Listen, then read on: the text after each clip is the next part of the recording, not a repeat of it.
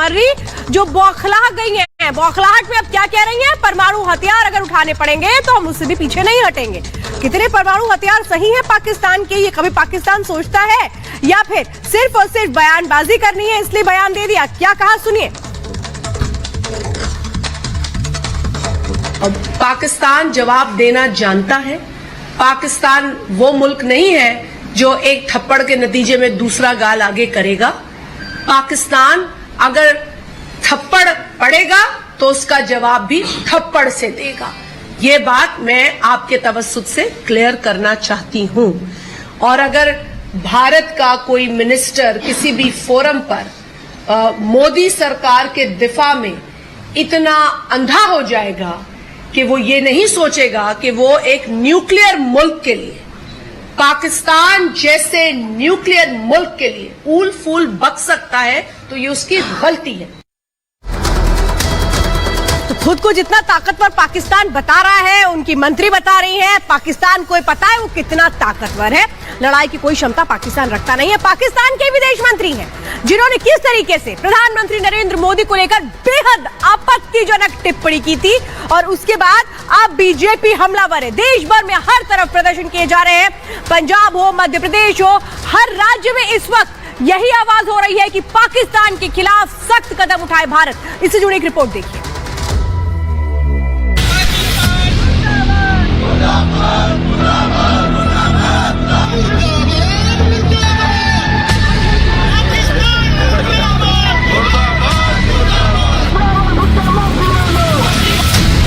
पाकिस्तान का गुस्सा देश भर में फूटा।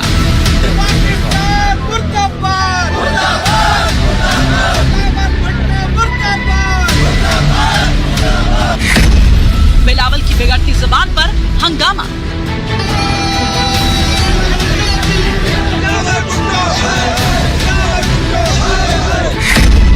प्रधानमंत्री पर टिप्पणी, बीजेपी भड़की।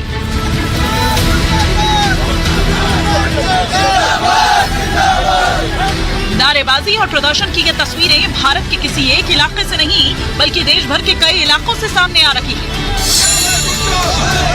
जम्मू,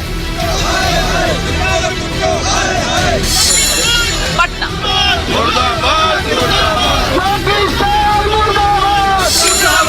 लखनऊ, भोपाल,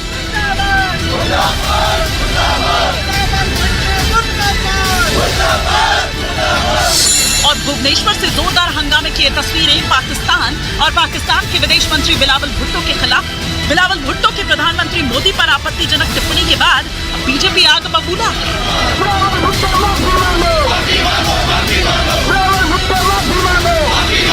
देश भर के कई शहरों में बीजेपी के नेता और कार्यकर्ता प्रदर्शन कर अपनी नाराजगी जाहिर कर रहे हैं।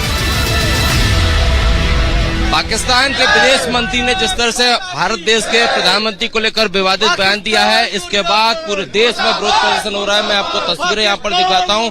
भारतीय जनता युवा मोर्चा के जितने लोग हैं, तमाम जो लोग हैं, वो यहाँ पर विरोध प्रदर्शन कर रहे हैं। पाकिस्तान मुर्दाबाद के नारे लगाए जा रहे हैं और आप देख सकते हैं कि पाकिस्तान का ये झंडा यहाँ पर इन्होंने जमीन पर रखा है और इसे यहाँ पर जलाएंगे भी, ऐसा इन लोगों का प्लान है। हम इतना ही नहीं, इस दौरान बीजेपी के कार्यकर्ताओं ने बिलावल भुट्टो का पुतला भी फूंका। आज आप लोग प्रदर्शन कर रहे हैं बिलावल भुट्टो को लेकर के, क्या बात? देखिए, मोदी जी भारत के प्रधानमंत्री नहीं, पूरे विश्व के नेता हैं। भारत का पूरा व्यापारी, भारत के नागरिक, भारत का बच्चा बच्चा पाकिस्तान की अभद्र टिप्पणी से आक्रोशित है, गुस्से में है। भारत का नागरिक प्रधानमंत्री जी का अपमान किसी भी कीमत पर बर्दाश्त नहीं करेगा। बता दें कि प्रधानमंत्री नरेंद्र मोदी के खिलाफ पाकिस्तान के विदेश मंत्री बिलावल भुट्टो ने अपमानजनक टिप्पणी की है, जिसके खिलाफ अब भारतीय जनता पार्टी देशव्यापी विरोध प्रदर्शन कर रही है। बीजेपी कार्यकर्ताओं ने बिलावल भुट्टो के शर्मनाक बयान की कड़ी निंदा की है। पाकिस्तान ने जो आपत्ति की, बिलावल भुट्टो ने, विदेश मंत्री ने आपत्ति की है, वो बहुत शर्मनाक है। हमारे भारत का अपमान है और मेरा अपमान है, और बिलावल भुट्टो को माफी मांगनी चाहिए भारत देश से। और मैं तो यही कहूँगा, ये पाकिस्तान जितनी अपनी उल्टे काम कर रहा है, इसे समझ में आना चाहिए कि हमारा हिंदुस्तान एक है। अगर इससे टकराएगा तो शायद ये मट्टी में ही मिल जाएगा। पाकिस्तान ने जो गंदी हरकत की है उसको मुंहतोड़ जवाब देने का वक्त है। और नरेंद्र मोदी जो हैं, पूरी दुनिया के लोकप्रिय नेता हैं। 135 करोड़ जनता की वो प्रधानमंत्री हैं। देश भर में लोगों ने बिलावल भुट्टो के खिलाफ मोर्चा खोल रखा है। बीजेपी नेता भी लगातार पाकिस्तान को अपनी हद याद दिला रहे हैं। देखिए, बिलावल भुट्टो जो बिलबिलाए हैं वहाँ, क्योंकि हम तो पूछना चाहते हैं, बिलावल तुम इस तरह जो बिलबिला रहे हो, क्या पाकिस्तान का गम है जिसे यूएन में छिपा रहे हो? वो बहुत दिन बाद ग्रे लिस्ट से निकले थे, अब वहाँ आतंकवाद की जड़ें हैं, इसलिए पूरी दुनिया का ध्यान बांटने के लिए, अपनी आंतरिक प्रॉब्लम को छिपाने के लिए वो भारत और भारत के नेता नरेंद्र मोदी जी का नाम लेकर वो वहाँ पर भाषण दे रहे हैं। बिलावल भुट्टो, जुल्फिकार अली भुट्टो और बेनजीर भुट्टो, ये एक वंश परंपरा और जिसके खिलाफ माननीय प्रधानमंत्री मोदी जी ने वंशवाद के खिलाफ और तमाम प्रकार के जो परिवारवाद के खिलाफ जो देश के अंदर एक अभियान शुरू किया है, वह भी इसके पोषक रहे हैं। इसलिए आज प्रधानमंत्री मोदी जी केवल हिंदुस्तान के ही नहीं बल्कि दुनिया के सबसे बड़े नेता हैं। बिलावल भुट्टो की शर्मनाक टिप्पणी के बाद से देश भर में लोगों में गुस्सा है। लगातार देश भर में प्रदर्शन कर लोग पाकिस्तान को उसकी आतंकवाद वाली नीतियों को याद दिला रहे हैं। पाकिस्तान एक बार नहीं कई बार पीएम मोदी पर हमला कर अपनी वाहवाही लूटने की कोशिश तो करता है, लेकिन वो उसमें कामयाब नहीं हो पाता। Bureau report, Republic Bharat. तो राहुल गांधी ने भारत के शौर्य पर सवाल उठाया तो भारतीय जनता पार्टी ने मोर्चा खोल दिया। लगातार बीजेपी के तमाम बड़े नेता हमलावर रहे। रक्षा मंत्री राजनाथ सिंह की तरफ से साफ नसीहत दी गई कि झूठ की राजनीति लंबे समय तक चलने वाली नहीं है। वहीं दूसरी ओर उत्तर प्रदेश के मुख्यमंत्री योगी आदित्यनाथ ने भी राहुल गांधी के सेना को लेकर उठाए गए सवाल पर कड़ी निंदा की है। देखिए रिपोर्ट में।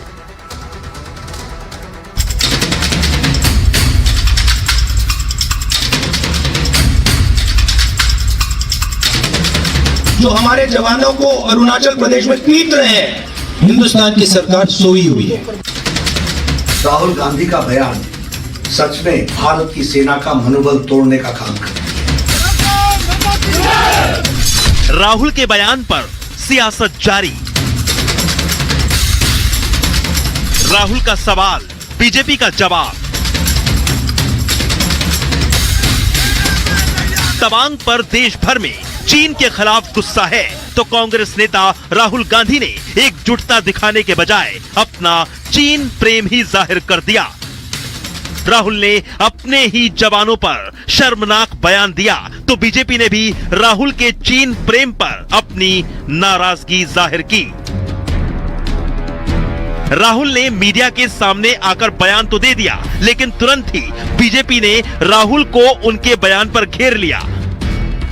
बीजेपी ने राहुल को निशाने पर ले लिया और बीजेपी नेताओं ने बारी बारी से हमले भी शुरू कर दिए। रक्षा मंत्री राजनाथ सिंह ने पहले सेना की वीरता का बखान किया, फिर राहुल को नसीहत दी।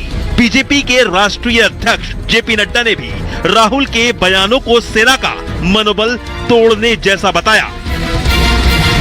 चाहे गलवान हो तो तवांग हो, मैं स्वयं ही पहले कल्पना नहीं कर सकता था कि क्या इस प्रकार का करिश्मा हमारी सेना कर सकती है।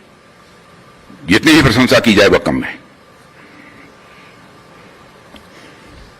भारत का जहां तक प्रश्न है, भारत की प्रतिष्ठा अंतर्राष्ट्रीय जगत में बड़ी है, इंटरनेशनल कम्युनिटी में भारत की इज्जत बड़ी है। झूठ बोलकर लंबे समय तक राजनीति नहीं की जा सकती। राहुल गांधी का बयान सच में भारत की सेना का मनोबल तोड़ने का काम करती है और इसकी जितनी भी भर्त्सना की जाए, जितनी भी निंदा की जाए वह कम है। भारत की सेना अद्भुत शौर्य और पराक्रम की प्रतीक है। जब जब देश पर संकट आया है, भारत की सेना मुस्तैदी के साथ देश की सेवा और रक्षा में लगी रही है।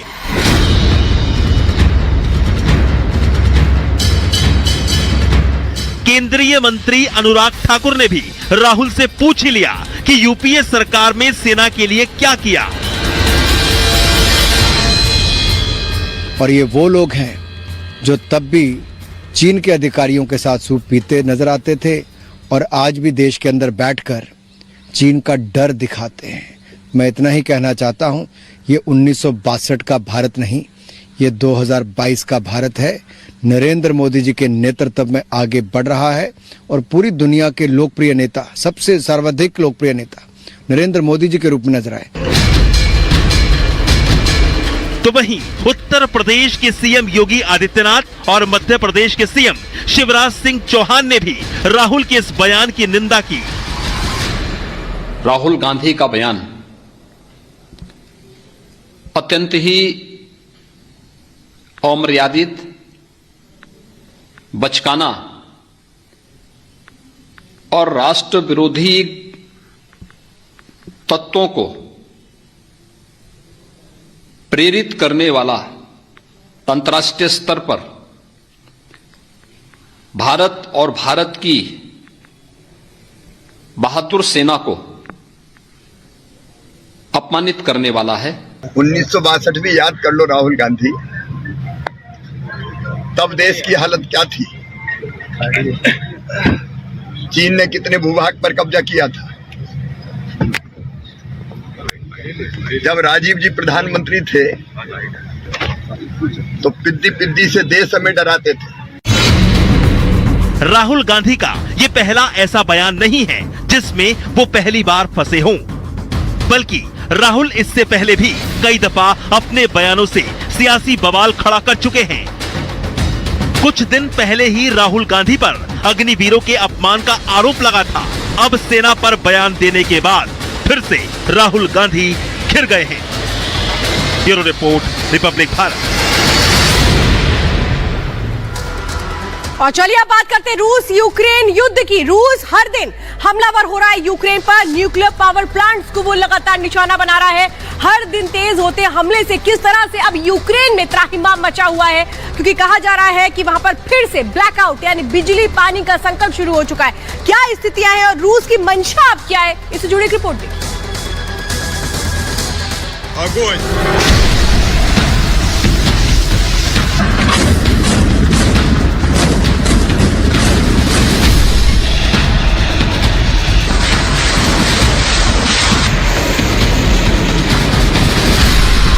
यूक्रेन पर हमलों के लिए रूस किसी भी तरह की कमी नहीं छोड़ रहा। लगातार एक के बाद एक मिसाइल अटैक से रूस यूक्रेन को दहला रहा है।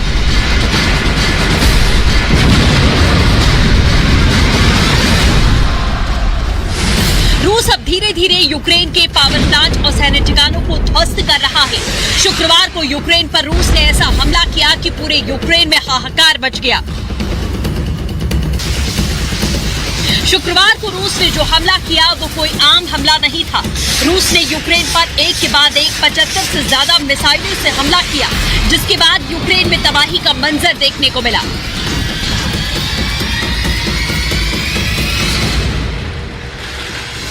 रूस का यूक्रेन पर पावरफुल अटैक। यूक्रेनी शहरों पर दागी गई 75 मिसाइलें। हमले में यूक्रेन ने मचा दी तबाही।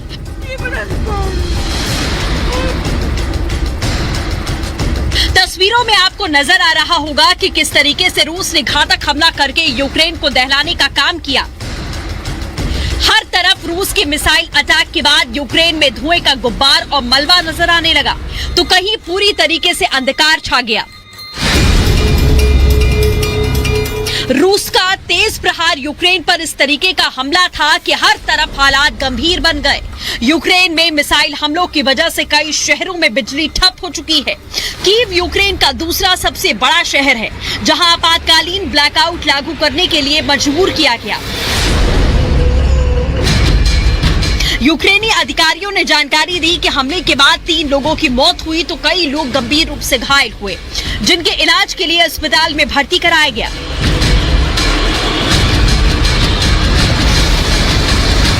इसके साथ ही यूक्रेनी अधिकारियों ने बताया कि रूस का यह अटैक युद्ध के सबसे बड़े हमलों में से एक था, जिससे रूस के हमलावर सेना ने देश भर में एक के बाद एक दर्जनों मिसाइलें दागी, जिसके व्यापक आपातकालीन बिजली आउटेज हो गया। वहीं यूक्रेनी सेनाओं ने हमले को कम करने के लिए 76 मिसाइलों में से 60 को रोका।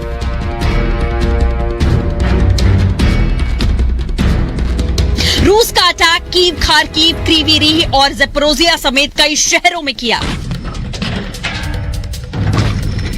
रूस ने यूक्रेन में जिस तरीके से तबाही मचाई, उसके बाद वहां की आबादी अपनी आप बीती बता रही है।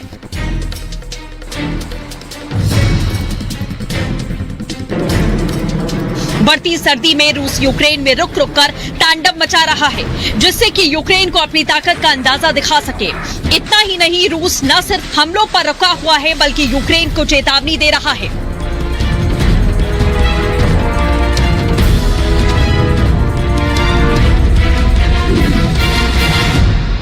रूस अपना आक्रामक रूप छोड़ने का नाम नहीं ले रहा। रूसी सेना लगातार यूक्रेन पर हमला कर रही है।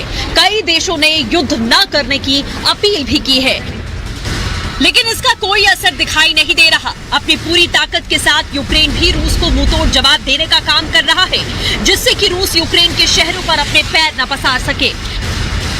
Bureau report, Republic Bharat. और भारत के प्राइम टाइम में रुकेंगे एक छोटे से ब्रेक के लिए। ब्रेक के बाद आपको दिखाएंगे कैसे मलेशिया में लैंडस्लाइड ने मचाई भारी तबाही।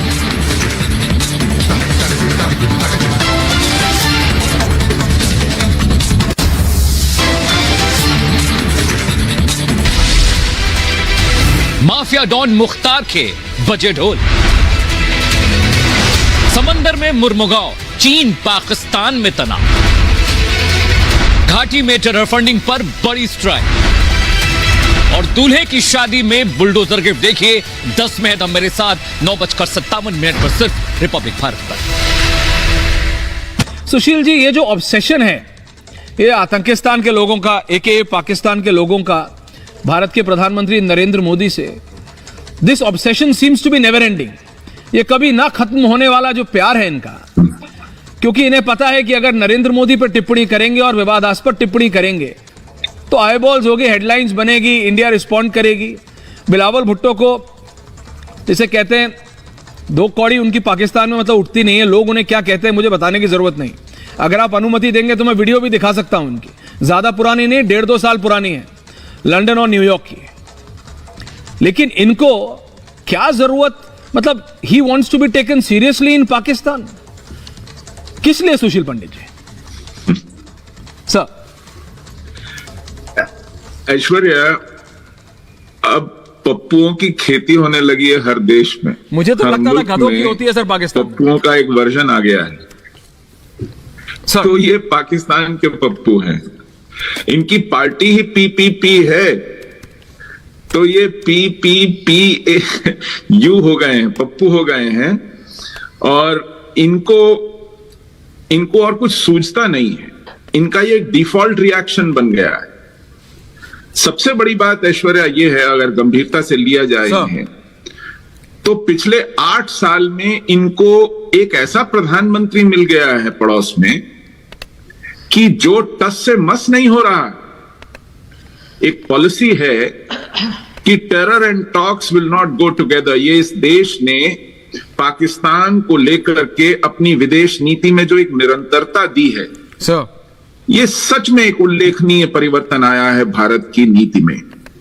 आज तक पाकिस्तान को ऐसी सरकार नहीं मिली थी पड़ोस में जो एक मुद्दे पर टिककर, एक सिद्धांत पर टिककर इन्हें ताक पर बिठा के रखते। ये पहली बार हुआ कि हम उस तरफ झांकते नहीं हैं। हम उनसे दो बात करके राजी नहीं हैं, क्योंकि हमें मालूम है कि उनकी फितरत क्या है। उन्हें आईना दिखा दे ऐसी सरकार उन्हें पड़ोस में मुद्दतों से नहीं मिली। इन्हें केवल आज तक रिरियाते हुए, घिघियाते हुए, पुचकारते हुए लोग मिले हैं सरकार बॉर्डर के इस तरफ। भारत में पहली बार एक सरकार है जो इनकी तरफ झांक के नहीं देखती है, इनसे बात नहीं करती है, क्योंकि इन्हें बता दिया है, औकात इनको दिखा दी है कि आप इस लायक नहीं है कि आपके साथ बैठ करके दो बात की जा सके। आप इतने सभ्य, इतने सिविलाइज नहीं हैं। आपकी विदेश नीति में आतंक को, दहशत को जो एक पॉलिसी का इंस्ट्रूमेंट बनाया गया है, स्टेट पॉलिसी का इंस्ट्रूमेंट बनाया गया, औजार बनाया गया है, जब तक वो खत्म नहीं होगा आपको इस लायक नहीं समझा जाएगा कि आपको एक्नॉलेज भी किया जाए। मुंह तोड़ देंगे भगवा के अपमान कर, फिल्म रिलीज नहीं होने देंगे, हॉल फूंक डालेंगे। सर, इस तरह की धमकियां आ रही हैं, आपको लगता है ये ठीक है एक फिल्म को लेकर? अभिव्यक्ति की आजादी। अमिताभ बच्चन जी पश्चिम बंगाल में बोल रहे थे और ममता बनर्जी के सामने बोल रहे थे। अभिव्यक्ति की आजादी पश्चिम बंगाल में कितनी है? बॉलीवुड के जो महानुभाव हैं अमिताभ जी, उन्होंने बोला है। ममता जी के लिए बोला है, किसके लिए बोला है तो अमिताभ बच्चन बताएंगे। परंतु अगर हिंदुस्तान का नागरिक अपनी बात रख रहा, अपना विरोध प्रकट कर रहा है,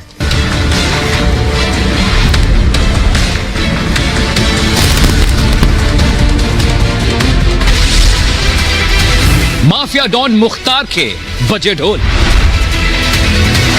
समंदर में मुर्मुगांव, चीन पाकिस्तान में तनाव, घाटी में टेरर फंडिंग पर बड़ी स्ट्राइक और दूल्हे की शादी में बुलडोजर गिफ्ट। देखिए 10 में दम मेरे साथ 9:57 पर सिर्फ रिपब्लिक भारत पर। पड़ोसी देश जिसको आम तौर से जैसे होता ना, एक होता है इजी नेम और एक होता है असली नाम, तो जिसका इजी नेम है पाकिस्तान, नहीं सॉरी, आतंकिस्तान, तो इस आतंकिस्तान एके पाकिस्तान के जो एक बहुत ही काबिल, जी हां जरा शब्दों पे ध्यान दीजिएगा, बहुत काबिल एक मंत्री हैं बिलावल भुट्टो साहब। बिलावल भुट्टो जी, स्वर्गीय Benazir Bhutto, she was a leader, there is no doubt about it. Benazir Bhutto एक नेत्री, एक ऐसी नेता थी जिनके पीछे पाकिस्तान की आवाम, पाकिस्तान की जनता खड़ी थी, उसमें कोई डाउट नहीं। उनका वो आखिरी वीडियो या आखिरी क्षण मुझे आज भी याद है, वो व्हाइट कलर की ओपन एसयूवी थी या फिर वो सनरूफ से निकली हुई थी और वो ब्लास्ट होता है बिलावल जी की माताश्री स्वर्गीय बेनजीर भुट्टो। लेकिन ये बिलावल भुट्टो को जब जिंदगी में पहली बार सुशील पंडित जी मौका मिला इनको संयुक्त राष्ट्र में कुछ बोलने का, जी हाँ यूनाइटेड नेशंस, वैसे संयुक्त राष्ट्र को बहुत ज्यादा अहमियत नहीं देनी चाहिए, ये मेरा पर्सनल व्यू है, इट्स माय पर्सनल व्यू, क्योंकि आप अगर वहां कभी जाए ना, मौका मिला पत्रकार के तौर पे, हमको 4-5 बार अर्नब ने भेजा हमको, तो हमने जाके देखा तो वहां सिर्फ कोई भी देश का है, एक नीचे बेसमेंट में दुकानें, लोग सामान जरूर खरीदते हैं, सुवेनियर शॉपिंग करते हैं, और एक वो पीछे नदी है वहां पे सेल्फी लेते हैं। बाकी और क्या होता है आज तक मुझे तो समझ आया नहीं, मैं बहुत फ्रैंकली बता रहा हूं। लेकिन बिलावल भुट्टो को जब मौका मिला तो उनको, जैसे हमारे देश में भी उनके एक बहुत तगड़े दोस्त हैं, तो बिलावल भुट्टो को जब मौका मिला दर्शकों संयुक्त राष्ट्र में बोलने का, तो उन्होंने बोला क्या बोलूं क्या, कैसे, how do I turn the eyeball, जैसे होता है ना कि अटेंशन कैसे गेन करूं, भाई मतलब अटेंशन सीकर आदमी। अभी थोड़े वर्ष पहले तक बिलावल भुट्टो की सिर्फ वो तस्वीरें और वो वीडियो सामने आती थी जिसमें वो पार्टी कर रहे हैं, हाफ ड्रंक हैं, कुछ कर रहे हैं, मतलब अनाप शनाप videos, not at all serious. और अब अचानक क्योंकि तख्ता पलट हुआ, तो भाई Bilawal Bhutto is the man, Bilawal Bhutto is the future Pakistan में। तो पाकिस्तान के लोगों का सबसे बड़ा फ्यूचर ही बिलावल, मतलब ये हो गया कि भाई बिलावल भुट्टो। तो चलो भाई, बिलावल भुट्टो को लगा संयुक्त राष्ट्र में मौका मिला तो क्या बोल, एक ऐसा व्यक्ति जिस पे बोलने पे हेडलाइंस बनेगी। कौन? ऑप्शन दो, 1 2 3 4, कोई जरूरत नहीं। नरेंद्र मोदी, भारत के प्रधानमंत्री। तो भारत के प्रधानमंत्री पे इन साहबजादे ने 7 समंदर पार टिप्पणी करी। टिप्पणी क्या? एक बौखलाए हुए तो ये रहते हैं, इनको पता नहीं, इनको भी कई जैसे लोगों को स्क्रिप्ट दी जाती है, इनको पूरी स्क्रिप्ट पता थी क्या बोलना है। और भारत के विदेश मंत्री, supposedly his counterpart S Jaishankar, वहां पे was on the chair of the UNSC, संयुक्त राष्ट्र सुरक्षा परिषद की चेयर पे भारत के विदेश मंत्री हैं इस समय एस जयशंकर। मुंह तोड़ देंगे भगवा के अपमान कर, फिल्म रिलीज नहीं होने देंगे, हॉल फूंक डालेंगे। सर इस तरह की धमकियां आ रही हैं, आपको लगता है ये ठीक है एक फिल्म को लेकर? अभिव्यक्ति की आजादी। अमिताभ बच्चन जी पश्चिम बंगाल में बोल रहे थे और ममता बनर्जी के सामने बोल रहे थे। अभिव्यक्ति की आजादी पश्चिम बंगाल में कितनी है? बॉलीवुड के जो महानुभाव हैं अमिताभ जी, उन्होंने बोला है। ममता जी के लिए बोला है, किसके लिए बोला है तो अमिताभ बच्चन बताएंगे। परंतु अगर हिंदुस्तान का नागरिक अपनी बात रख रहा, अपना विरोध प्रकट कर रहा है, तो उस पर कोई आपत्ति कर रहा है, उस अगर मेरी अभिव्यक्ति की आजादी है, मैं किसी चीज को पसंद नहीं करता, मैं किसी सिनेमा को पसंद नहीं करता, मैं किसी गाने का विरोध करता हूं, तो ये मेरी आजादी है, मेरी भी अभिव्यक्ति है। मैं रिपब्लिक भारत पर अपना पक्ष रख रहा हूं। क्या मुझे शाहरुख खान गोली मरवाएंगे? क्या बॉलीवुड के लोग हमारी जुबान बंद करेंगे? क्या हिंदुस्तान के लोग अगर सिनेमा हॉल के सामने जाके विरोध करेंगे तो क्या उनको रोकोगे? क्या ये लाखों करोड़ों लोगों का आस्थाओं का जो अपमान हर तीसरे दिन बॉलीवुड करता है, ये हम कब तक बर्दाश्त करेंगे? भारतीय संस्कृति का अपमान करोगे,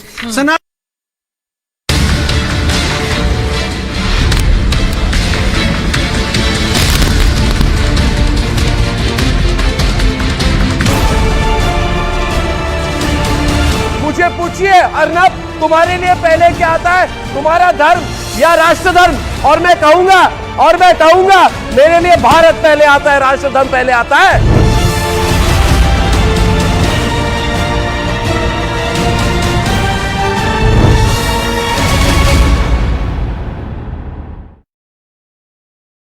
एक चीज सीधे पूछ रही हूँ, राम कदम जी इस बात को सुनिएगा, विनोद जी मैं आपसे पूछ रही हूँ, किशोर तिवारी जी सुनिएगा। जब ये अभिव्यक्ति की आजादी की एक पूरी डिबेट खोल देते हैं अमिताभ बच्चन, जब वो कह रहे हैं कि भाई अभिव्यक्ति की आजादी, लेकिन जब कंगना रनौत का घर तोड़ा गया था उस समय अभिव्यक्ति की आजादी कहां गई थी? किशोर तिवारी जी, उस समय आपको अभिव्यक्ति की आजादी नहीं दिखाई दी थी, उस समय नहीं था अभिव्यक्ति की आजादी, कोई नहीं बोला, घर टूट गया उनका। मैं बात करता हूँ, मेहनत के कमाई से बनाया हुआ था। तो बॉलीवुड बड़ा सिलेक्टिव है सर। एक बात बोलूं? हाँ बोलिए, किशोर जी बोलिए, फिर विनोद जी बोलेंगे। किशोर जी बोलिए। सुचिता, मैं बताता हूँ तुमको, देखो हाँ। अगर भगवा का डिसरिस्पेक्ट इंटेंशनली किया गया है हाँ। तो शिवसेना उसे बर्दाश्त नहीं करेगी। मैं पहले क्लियर कर रहा हूं। लेकिन ये जो राम कदम है ना, ये राम कदम बहुत सिलेक्टिव, राम कदम जो बढ़ रही है और जिस तरह से जो है ना शराब पहन के आते हैं तो ये कुछ नहीं बोलते। अच्छा एक सेकंड, आप दोनों एक साथ बोल रहे सर, एक मिनट। विनोद जी उनका जरा पॉइंट ले लूं मैं पहले। मेरे को बोला था आपने। हाँ विनोद जी मैं आ रही हूँ, क्योंकि मुझे मैं देखना चाहती हूँ कोई डिफेंस इनके पास है कि नहीं है, कोई डिफेंस है इनके पास?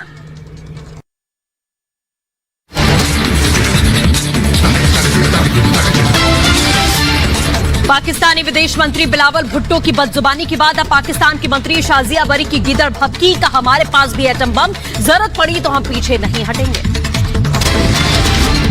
अरुणाचल में चीन से तनातनी के बीच में असम की गुवाहाटी पहुंचे गृह मंत्री अमित शाह कल मेघालय के शिलांग में नॉर्थ ईस्ट काउंसिल की बैठक में अध्यक्षता करेंगे। प्रधानमंत्री मोदी भी कल बैठक में हिस्सा बनेंगे। सेना के अपमान की लड़ाई जयचंद तक आई, बीजेपी ने कहा राहुल का चरित्र जयचंद जैसा, सीएम योगी ने साधा निशाना, कहा सेना के अपमान को देश बर्दाश्त नहीं करेगा, माफी मांगे राहुल गांधी। बिहार में बढ़ते अपराध और जहरीली शराब से मौत पर घिरे नीतीश कुमार, बीजेपी ने किया नीतीश के गृह जिले नालंदा में विरोध प्रदर्शन, रविशंकर प्रसाद की मौजूदगी में नीतीश का पुतला फूंका गया। जयपुर में दिल दहला देने वाली वारदात, मामूली कहासुनी में भतीजे ने ताई की हत्या के बाद में मार्बल कटर से बॉडी के टुकड़े कर दिए, पूछताछ में आरोपी ने जुर्म कबूला। अयोध्या में राम मंदिर निर्माण कार्य को लेकर श्री राम जन्मभूमि मंदिर निर्माण समिति ने समीक्षा बैठक की, नृपेंद्र मिश्र की अगुवाई में तकनीकी विशेषज्ञों की टीम ने निर्माण स्थल का दौरा किया, कल भी बैठक जारी रहेगी।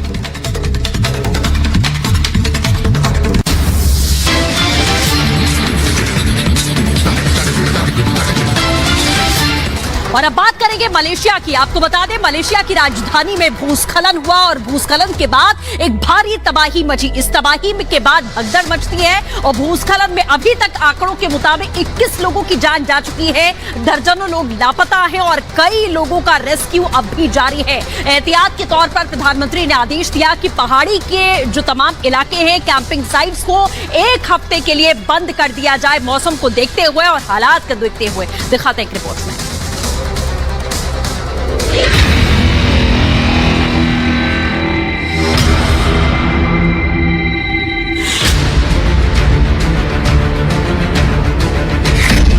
मलेशिया में जमीन दरकने से हाहाकार, 21 लोगों की मौत, दर्जनों लापता। अवैध रूप से चल रही कैंप साइट। तस्वीरें मलेशिया की हैं, जहां एक बड़े हादसे ने कई लोगों की जान ले ली। मलेशिया की राजधानी कुआलालंपुर में भूस्खलन हुआ, जिसके बाद इलाके में भगदड़ मच गई। भूस्खलन में 21 लोगों की मौत, दर्जनों लोग अब भी लापता बताए गए। बचाव कार्य जारी है। अब तक राहत बचाव में 5 बच्चों और 12 महिलाओं समेत कुल 21 शव बरामद किए गए।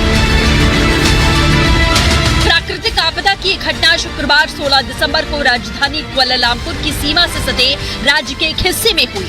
भूस्खलन में पहाड़ का एक हिस्सा उसी खेत में जा गिरा जो कैंप साइट का संचालन कर रहा था। जानकारी के मुताबिक कैंप साइट के संचालन के लिए लाइसेंस नहीं लिया गया। कैंप साइट पर तमाम महिलाएं और बच्चे मौजूद थे।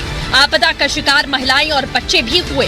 कई लोगों के दबे होने की आशंका अब भी है। इस हादसे के बाद प्रशासन की ओर से राहत बचाव के साथ साथ सख्ती भी बरती जा रही है। देश में पहाड़ी इलाकों के पास एहतियात सभी कैंप साइट्स को एक हफ्ते के लिए बंद कर दिया गया। हालात और मौसम को देखते हुए सरकार की ओर से कई बड़े फैसले किए गए। आपदा स्थल के पास बचाव कार्यों का मलेशियाई प्रधानमंत्री अनवर इब्राहिम ने सर्वेक्षण किया। निरीक्षण के बाद उन्होंने मुआवजे का ऐलान करते हुए कहा कि पीड़ितों के परिवारों को 10,000 RM मलेशियाई मुद्रा मुआवजे के तौर पर दी जाएगी। साथ ही हादसे से प्रभावित सभी परिवारों को 1,000 RM दिए जाएंगे। Bureau report, Republic Bharat. तो चीन वैसे अपनी चालबाजियों के लिए दुनिया भर में मशहूर है, लेकिन अपनी तकनीक के लिए भी चीन जाना जाता है। अब एशिया में वो सबसे लंबा सबवे लूप बनाने जा रहा है। क्या आगे की तैयारी है चाइना की, इस रिपोर्ट में समझिए।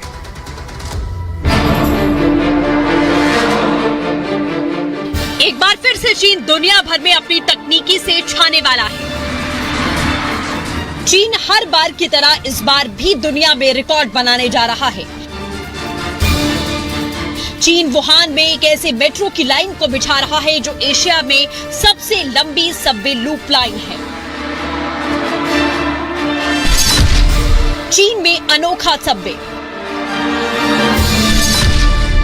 एशिया में पहला होगा ऐसा सबवे।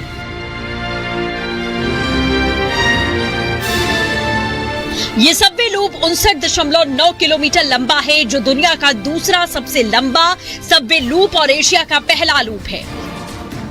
इतना ही नहीं, बल्कि ये सबवे लूप लाइन 37 स्टेशनों के साथ है।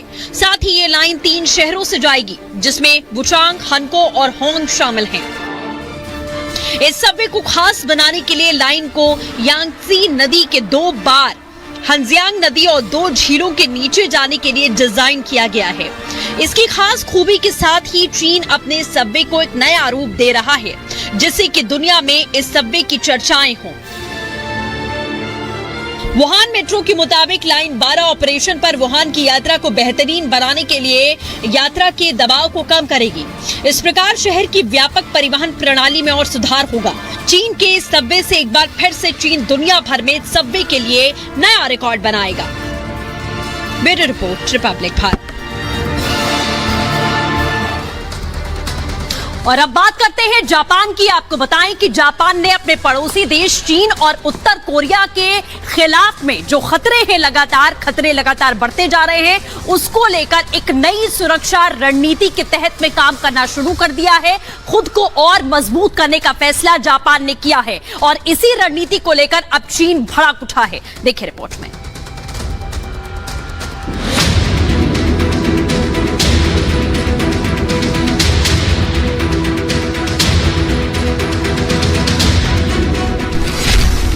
चीन पर जापान की चाल, जापान पर भड़का चीन। चीन के खिलाफ जापान की रणनीति, रक्षा बजट के ऐलान से चिढ़ा चीन। जापान ने अपने पड़ोसी देश चीन और उत्तर कोरिया के खतरों के खिलाफ खुद को और अधिक मजबूत बनाने के लिए एक नई राष्ट्रीय सुरक्षा रणनीति बनाई है, जिसके बाद चीन जापान से बुरी तरह से नाराज हो गया। जापान ने एक नई राष्ट्रीय सुरक्षा योजना के तहत 2 गुने से भी ज्यादा रक्षा बजट का ऐलान किया। दूसरे विश्व युद्ध के बाद ये पहली बार है जब जापान ने सेना निर्माण की घोषणा की। सुरक्षा रणनीति से डरा चीन। हथियारों की बड़ी खरीद की तैयारी, 35,000 करोड़ डॉलर की योजना, चीन की नीतियों को जवाब। जापान ने चीन की नीतियों का विरोध किया। जापान ने साफ कर दिया कि वो चीन की यथास्थिति को एक तरफा बदलने की नीति का पुरजोर विरोध करेगा। जापान ऐसे प्रयासों का शांत और दृढ़ तरीके से जवाब भी देगा। मिसाइलों का तेजी से निर्माण। उत्तर कोरिया ने 30 बैलिस्टिक मिसाइलें दागी। एक मिसाइल जापान से निकली। चीन ने 5 बैलिस्टिक मिसाइलें दागी। जापान को यह भी डर है कि आने वाले वक्त में चीन उसके सेंकाकू द्वीप पर भी कब्जा करने की कोशिश करेगा। लिहाजा अब जापान ने अपनी सेना के निर्माण का ऐलान कर दिया है। अब देखना होगा कि जापान के इस कदम का जवाब चीन कैसे देता है। Bureau report, Republic Bharat. और एक बड़ी खबर इस वक्त आ रही है, जम्मू कश्मीर के एलजी मनोज सिन्हा का बड़ा बयान आया है। कश्मीरी पंडितों ने बहुत दर्द झेला, ये कहा गया एलजी की तरफ से। बिल्कुल, और इतनी बड़ी घटना पर एफआईआर आखिरकार अभी तक क्यों नहीं की गई? हमारी सरकार में सबको इंसाफ मिला है और हमारी नीति बेगुनाह को छोड़ो मत और गुनहगार को छोड़ो मत, सीधे तौर पर यही नीति रहेगी।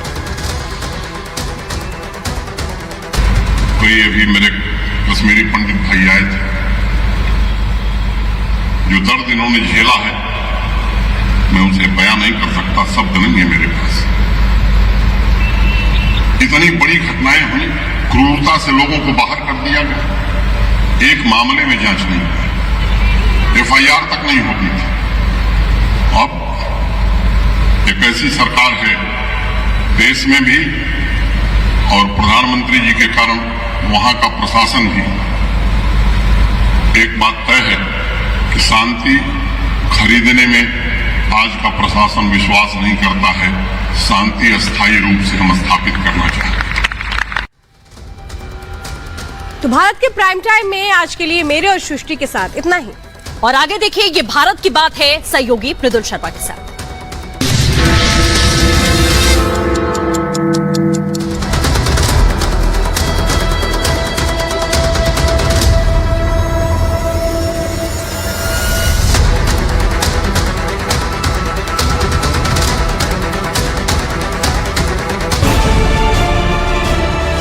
आज देश से एक बार फिर वादा करता हूं कि सच के लिए रिपब्लिक की लड़ाई कभी कमजोर नहीं